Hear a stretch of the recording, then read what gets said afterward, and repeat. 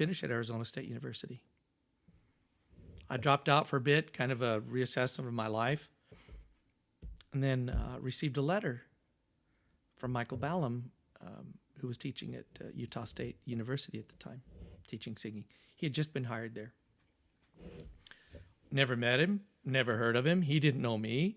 I was living in Cowley, Wyoming, and working for my dad in 1987, 88. And I get this handwritten letter, ripped out of a spiral notebook. Dear Ken, my accompanist worked with you when you were at BYU, Idaho, and he speaks highly of you. How would you like to come sing for me?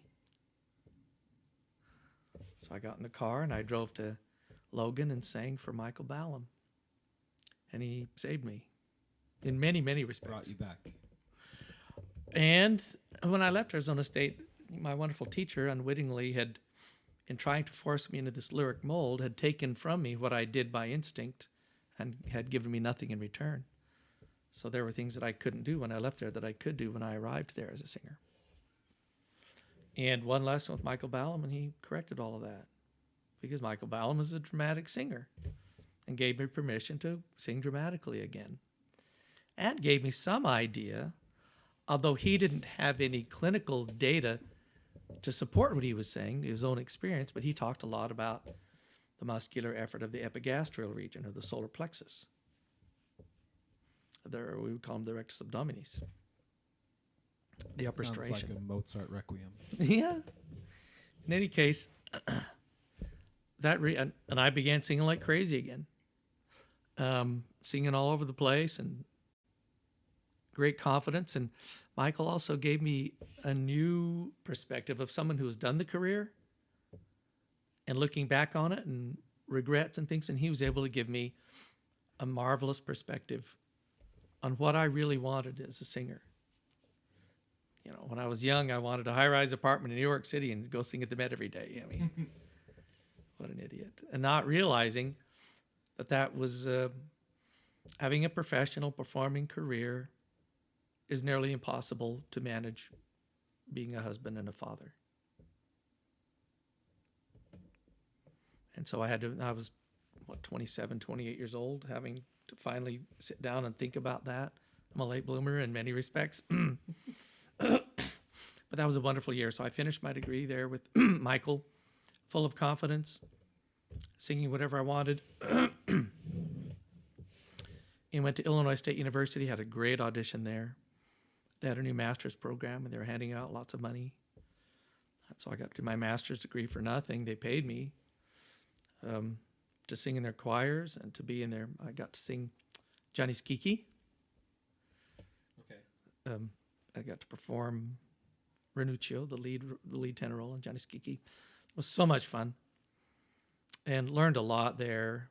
And that's the first. I had my first serious vocal pedagogy class at Illinois State University. I loved it, devoured it, aced the class. Great teacher who would tell us these are the things we don't know. And he'd say, when I'm going to tell you something that I believe that hasn't been proven, I will stand on this box. He'd stand on the box and tell us what he thought. I'm guessing a lot of those things have been proven since then. Here's the disappointing thing. I finished my master's in 1990.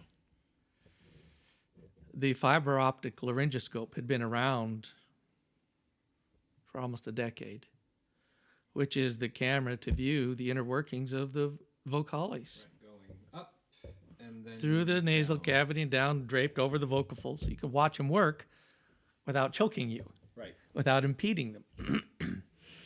It impedes the throat space a little bit, but. And we were all brimming with confidence then that, you know what? Now that with the fiber optic laryngoscope, within 10 to 20 years, all of the answers about the voice, or all the questions about the voice, will be answered. And I have to tell you, was it almost 30 years later? Not a lot has happened. The same baloney that was being taught to me back then is being perpetrated on students today. I'd have to agree with you. I feel like a lot of the things that teachers teach is regurgitated untruths. Right. Well, I'm teaching you this. Why do you teach me this? Because my teacher taught me that. Well, why did your teacher teach it? Hugh Nibley used to say, how do you put this? In the absence of truth, men invent knowledge. And the human voice has been the hidden instrument forever. You can't dissect a singer and watch him sing without killing the patient or wrecking the instrument, right? And to many, and it's highly subjective too. So many different singing styles. What's the right way to sing?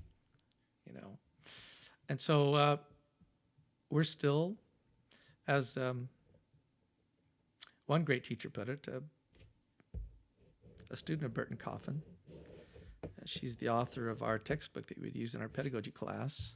Barbara Dosher, studied with her, and she could be brutally honest. Loved her. I had a lesson with her and studied with her at length. She called it teaching out of a cave. That we still teach voodoo in the absence of how to really affect the instrument. But I'm all over the place, right? So let's back up what Michael Ballum gave me, and then I studied at Illinois State. Very positive performance experience. My voice was in its prime. Got the master's in a year. Got my first study with William McDonald there, a lyric tenor of some fame. He was singing opposite Beverly Sills, whom he called affectionately Bubbles, when they were touring all over the world, singing bel canto. She'd do the bel canto soprano, and he would be the bel canto tenor. So he was this very natural lyric tenor who had no idea how he did it. He just did it. It just came naturally, and so he said... That back to that original question, right? And he'd give me a slap on the back and say, good job, good lesson, I gave 2 master's recitals, which was delightful, and really started to understand what true scholarship was. And went to work, got my first job. We were expecting our first child, so right out of my master's degree, went right into teaching in Oklahoma, and had some wonderful and not so wonderful experiences there. Lots of wonderful students, very positive experience. Ended up going to Colorado. A golden opportunity for me. I was teaching at the community college, running their music department there, and had an explosive voice program there at Ames Community College in Greeley, and would commute across town to work on my doctorate at the University of Northern Colorado. So it gave me that opportunity, again, to hone my teaching skills, to work on my doctorate, and I did a lot of professional singing in the Metro Denver area with Opera Colorado and their outreach program. We were doing like 40 to 80 performances a semester in the various school districts. And getting exposed to them and on the opera scene there. I had a chance to sing with my brother because he was a student at University of Colorado, so he and I were double cast in La Boheme and other things. That was... What part did you play in La Boheme? Well, there was the outreach program, so we were doing scenes from these operas. So I was singing Rodolfo. Of course. Again, looking for your Pavarotti in all that you do. Right? But you know what? It was working, and it was... we did that. We did Madame Butterfly. We did... We did Rossini. We did Bellini. We did... It was a lot of fun, and working on opera scenes there. The golden opportunities at University of Northern Colorado. Number 1, I got to work with Charmaine Copham. Mrs. Copham was a student of Burton Coffin, and she had a glorious bedside manner. Took me under her wing, a young man struggling to maintain his career, work on his doctorate, work on a singing career, and have four young children under the age of 4. She was very patient with me, and I blossomed under her tutelage and was able to sing. This is the best singing I've ever done in my life. I can sing anything. I got opportunities to solo with the local chorale and Carmina Burana, singing the solos for that. That went really well. And it was not all good, but most of it was good. And so she further introduced this pig-headed student to the works of Bert Coffin and his approach to valve modification. And what it did for me in my prime was amazing. The things I used to struggle with around the high B's and C's, nothing. And it opened the door to high D's and the high, in a performance of Opera Colorado, I sang a high E. Was that one of those Liszt songs, or what was that in? That's where I learned the Liszt songs, introduced by my brother who was working on them at CU. It was a scene from one of the operas that we were doing. Can't remember what it was. It was something. And it interpolated high E, and man, it was amazing. But all because of Bert Coffin. Now here's the crazy thing. So my brother Kurt was at Central City Opera, and it's like 5,000 to 7,000 feet elevation, which can do crazy things to you. And so vocally, he was struggling when he was there as an apprentice one year, and had a friend who was studying in Boulder, University of Colorado, under the Bert Coffin methodology with a teacher named Bob Harris. And so Kurt went to have some lessons with Bob, and it revolutionized my brother. And my brother is very passionate about whatever he's doing, and he said, "Ken, you have to try this. You have to try this." But we were both busy in our own worlds, no time for it. And I finally, I can't put all these threads together. There's just way too much going on. I have to back up for a minute. I forgot something very interesting. I'm here. Go for it. So I told you about the positive influence Michael Ballum had on me. And how I got this letter out of the blue, handwritten, hand addressed. Ken Peterson, Cowboy, Wyoming. And years later, when I was teaching at Dixie State, we did the opera Johnny Skiki. I was vocal directing. And on a lark, Varlo Davenport and I said, how would we like, should we see if we get Michael Ballum to come down and sing the title role of Johnny Skiki? I'd seen him do it. Hilarious. Amazing. And it's Ballum's favorite opera. When he runs the opera company up in Logan, he accepted our offer and came down and sang the title role of Johnny Skiki for us. Wow.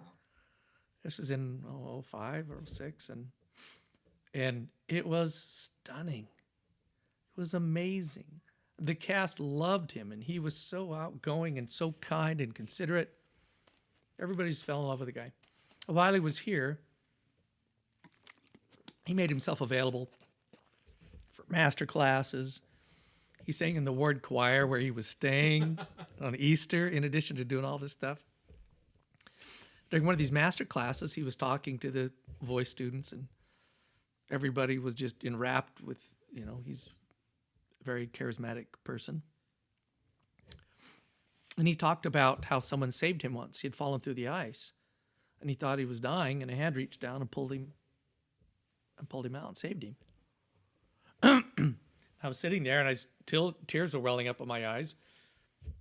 And I thought, that's what he did for me. I hadn't even, so he's standing right in front of me. So my arm shot up, in front of all my students. And I said, Michael, that's what you did for me. So many years ago when you wrote me that letter, we had never even met. And I asked him the question I should have asked him a long time ago. How did you know? How did you know to help me? How did you know that I was lost and I needed somebody to help me? He looked at me and he smiled and he went, pointed up like that. Super. What a good man. Anyway, so fast forward now to University of Northern Colorado and singing with my brother. So my brother got exposed to Bert Coffin, changed his life, made him a very consistent. To this very day, we're about the same age. He still sings like he's in his 30s and 40s. He doesn't have the asthma that you have, I'm assuming, as well. A little bit. A little bit. But yeah, I hate him. In the best way possible. In the worst, no.